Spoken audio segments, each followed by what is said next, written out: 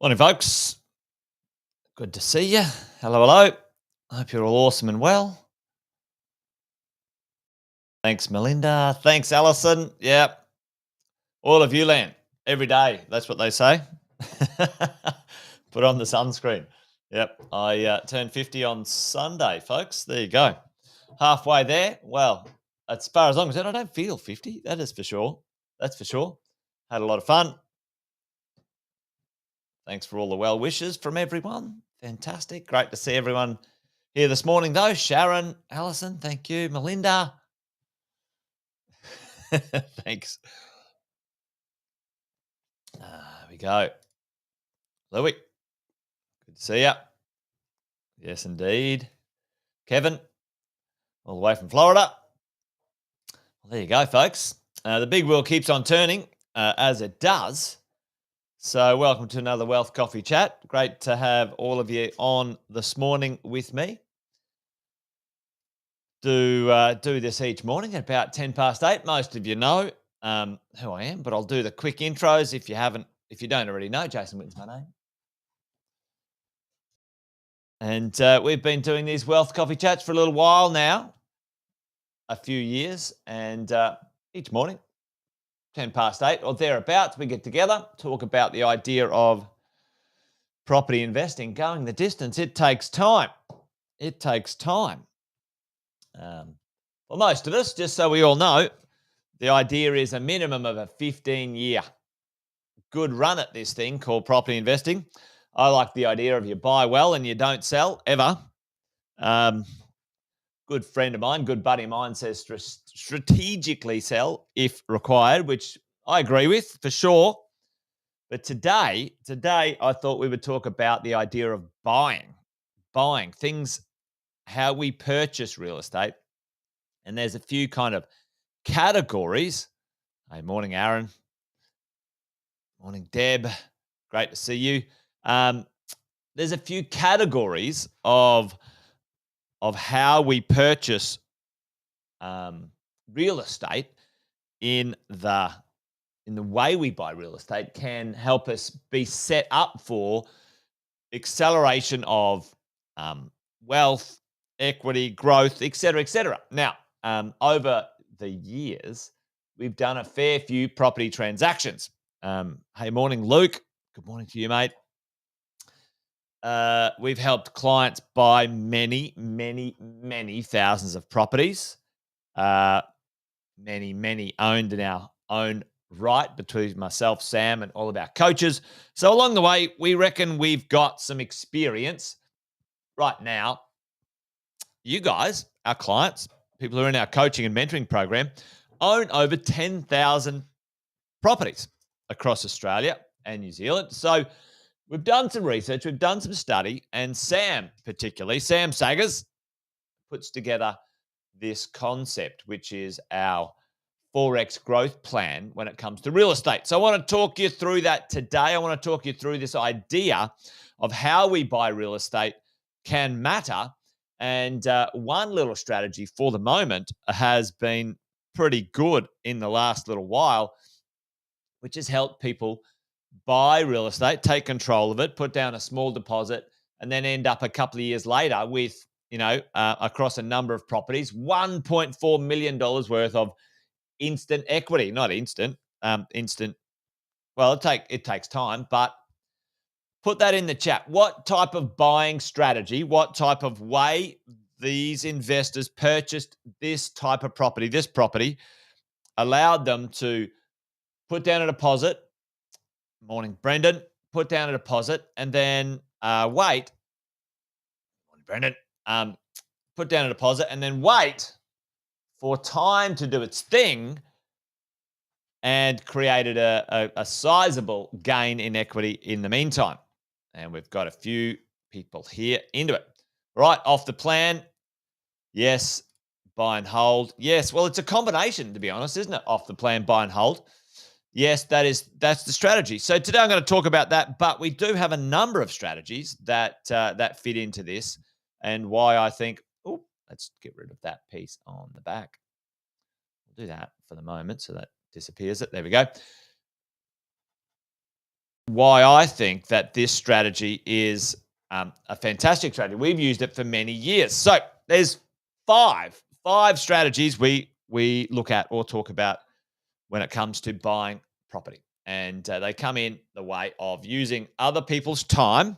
How do we get value from using other people's time? Well, off the plan, other people's time, strategy number one, off the plan pre-construction, which is somebody's designed a property, we put down a deposit, and then over time, 12, 18 months, 2 years, whatever that is, the developer or the builder delivers the property, right? And that one right now has delivered some fantastic growth for our clients. And I'm going to tell you, I'm going to say right now, I think it's going to continue to deliver some pretty significant growth, right?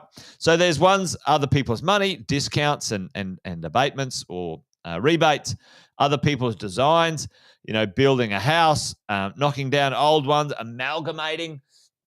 Sam and I just did a 2-bedroom plus a 1-bedroom, and we turned it into a 3-bedroom in a block of apartments, because the most undersupplied real estate when it comes to apartment living right now is a 3-bedroom apartment, which is interesting. So I'll do a little thing on that. Joint ventures, armchair developments, and do-it-yourself stuff like DIY development, DIY renovation, or a subdivision, or a strata subdivision, okay?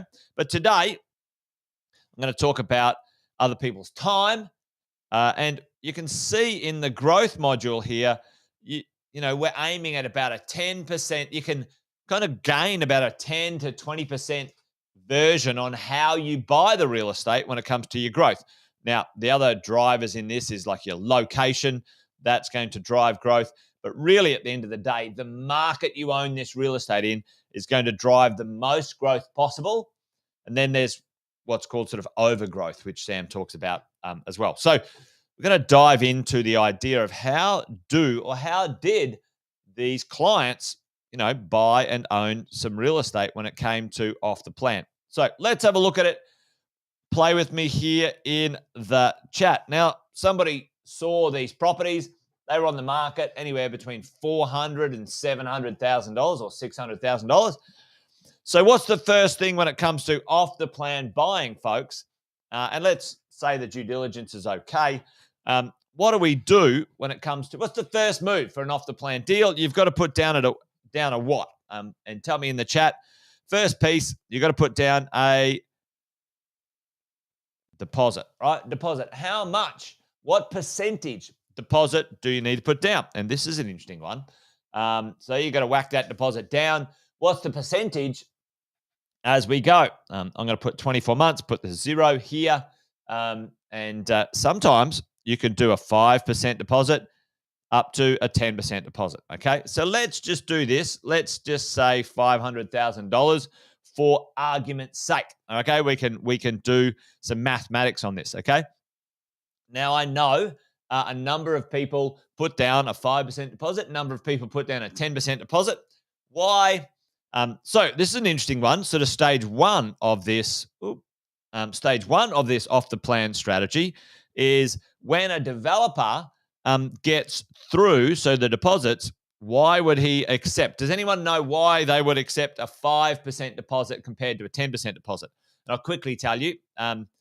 It could take a bit to type into the chat. Why would they do it? Well, once they have enough debt coverage, once they have enough unconditional contracts on their property, so let's say they're building 50 apartments or 50 townhouses or even 50 pieces of land, it doesn't matter. Once they have the coverage, the debt coverage, pre-sales, boom, Allison's on it. Once they've got the pre-sales to cover their debt, then the banks will let the developer have 10% deposits. So they had to have all 10% deposits to begin with, and then after that, they could do some 5% deposits. Okay, so but let's just say 10% deposit. That is $50,000, $50K. All right. Now, this is the section here. This is you've got to wait. And who's adding the value? Who's creating the value here? Who's doing it? Well, the developer or the builder is creating the value. And what really is the strategy? Well, we have time along the way. Now, tell me in the chat, while we wait, and the developer or the builder, delivers the property, do we have any mortgage payments directly on this property? Time is the thing. So tell me in the chat, do we have to pay any insurance? Any insurance? Any rates? Any land tax? Any mortgage payments?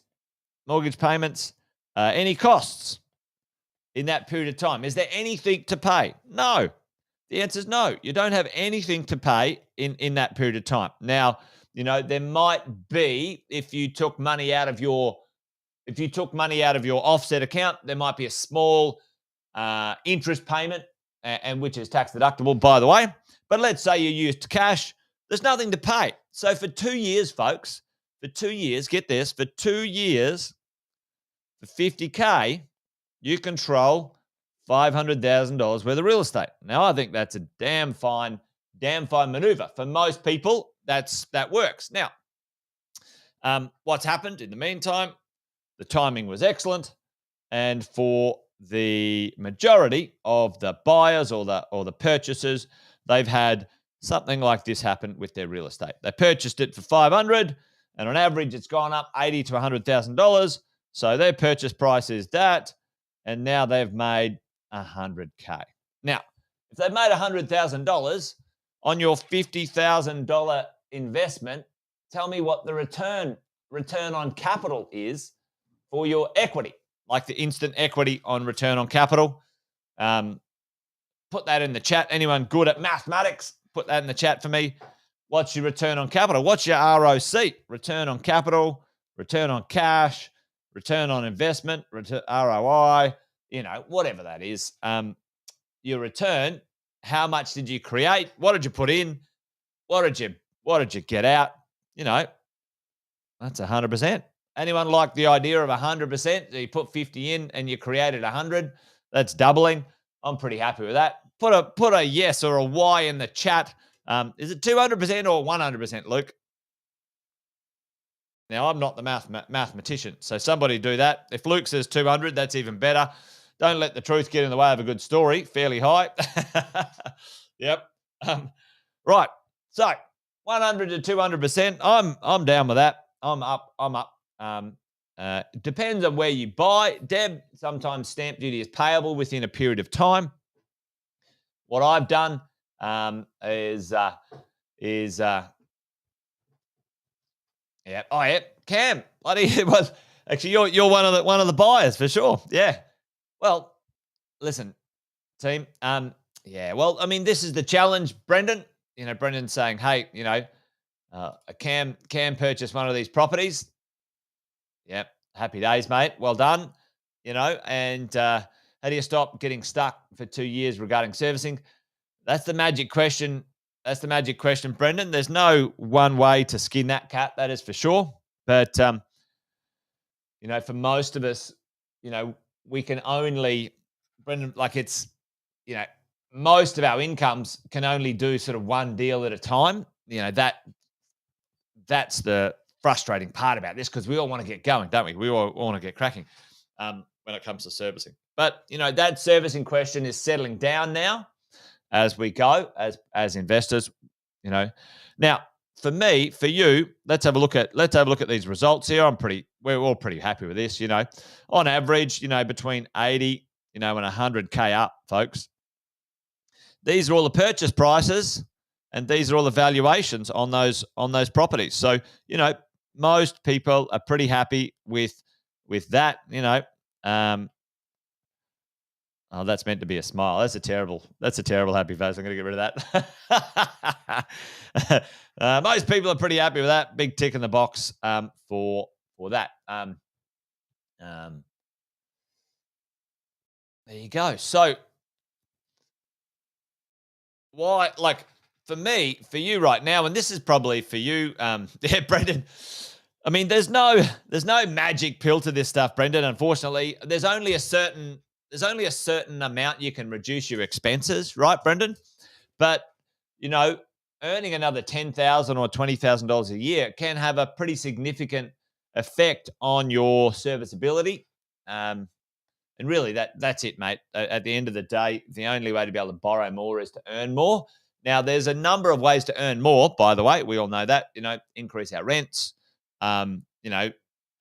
increase our own income, have other investments. Those things all count. Yeah. Anyway, like you said, mate, there's nothing tricky to it. Just earn some more.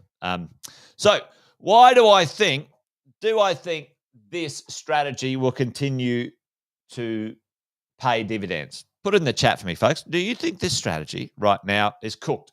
That's it. Nah, off the plan, blah, blah, blah. Now, many places, I mean, Luke's talking about the Cav Corp development.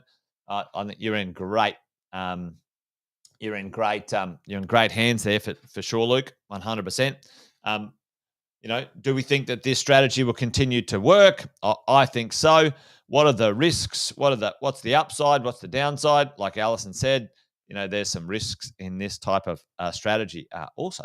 All right. So let's say you buy it for 500, and let's say along the way it goes down to 450. All right. Now, by and large, the value doesn't drop, or the value technically doesn't go up.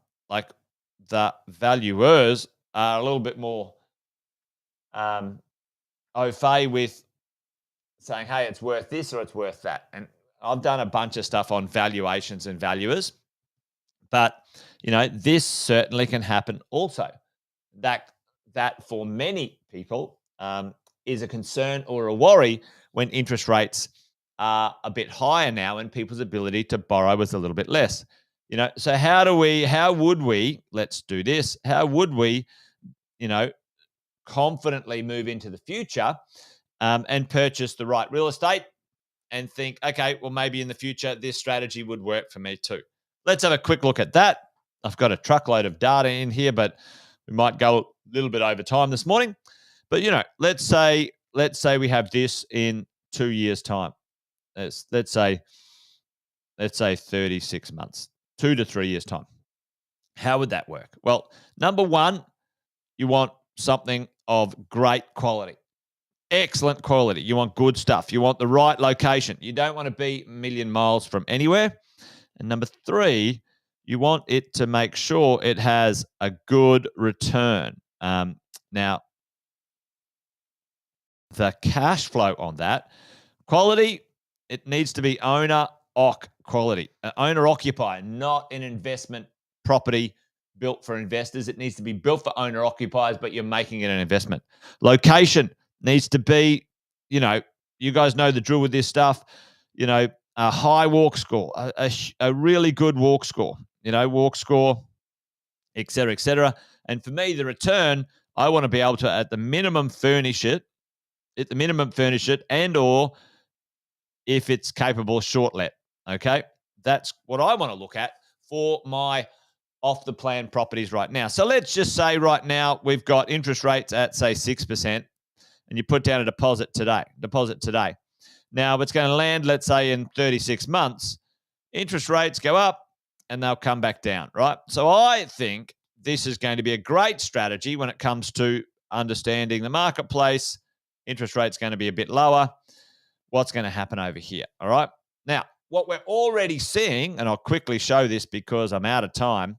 What we're already seeing is that we've had 500,000 people come into Australia since the borders were open, and that's only going to continue. 500 permanent migrations and student migration. The completions, check this out, apartment completions and housing completions, or in general completions, very low. We've got our lowest supply in a long time. But I want you to just have a look at this. This is the weekly asking price of properties in Australia right now. And you can see it. You can see this. Why is it that apartments are kicking off while houses are going flat? Folks, tell me in the chat. Tell me in the chat, what do you guys think? Tell me. Why are apartments kicking off right now in value? Now, that's the whole nation. That's the whole nation, right? So, obviously, different cities and different places. Why are apartments going up in weekly asking prices for sale? So, apartments are starting to kick off and go up where house prices have steadied out or going sideways, all right? And if you have a look at this, check this out, right? 12-month rolling change of apartments asking prices up 7%. House prices, 12-month change, flat or sideways. Lower prices, more affordable. Dang. Dead right, Luke. That is exactly what's happening. And folks, have a look at the distance between the gap of apartment and house prices between here, let's say 2019, and let's have a look at the distance between house prices and apartment prices there. Almost double in value, almost double. Lower entry point, absolutely, Tanya, dead right. Lower serviceability, so people can borrow less. Houses are not going to come down in value. They're not, okay? Do I think the push to build more dwellings will cut the big finfluencer attempt to slow inflation? I don't know. I don't know, Brendan. I'm going to bring Andy Fenton in on Friday and we'll talk about that because you know what's actually happened with inflation, up 6 to 7%,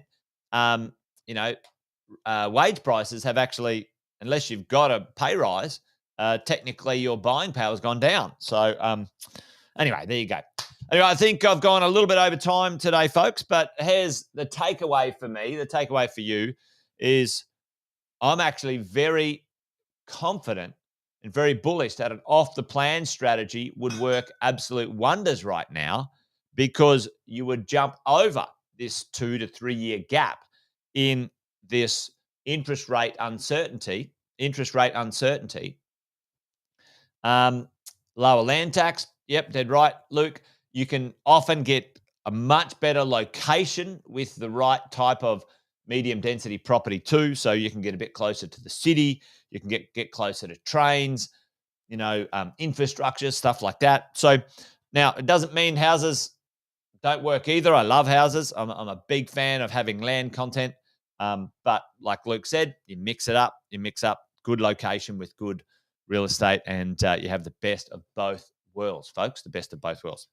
There you go. All right. Well, listen, I'm a big fan of that strategy. I think that strategy would work a treat right now. I think that strategy would work a treat right now. Take away the risk of the uncertainty over the next 2 years of cost of holding a piece of real estate.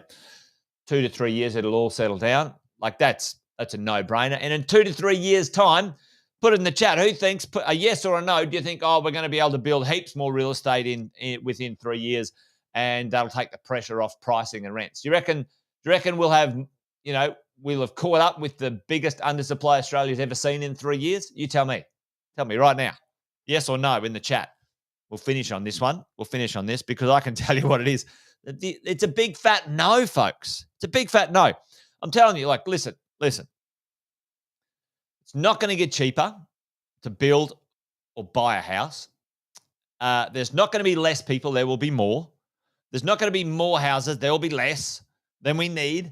The rents are going to go up, like I'm telling you. Anyway, if you can, you should. I like this strategy. It just takes the stress out of things. Anyway, is there other strategies that work? Absolutely. I wouldn't be doing renovation strategies right now. I think that'd be a disaster. Hard bloody work. But anyway, I don't like renovating. It's not my it works. Totally does. Anyway, I'm just rabbiting on now. Thanks, folks. Wealth Coffee Chat done and dusted. You guys be awesome. Be well. Join me tomorrow for another one. You know the drill. It's on tomorrow sometime, about 8:10. There you go. Thanks, folks. Adios. Thanks for joining. Remember, not enough trades. You're dead right. There's just not enough trades. Anyway, you guys be awesome. Be well. See you, folks. See you tomorrow. Bye-bye.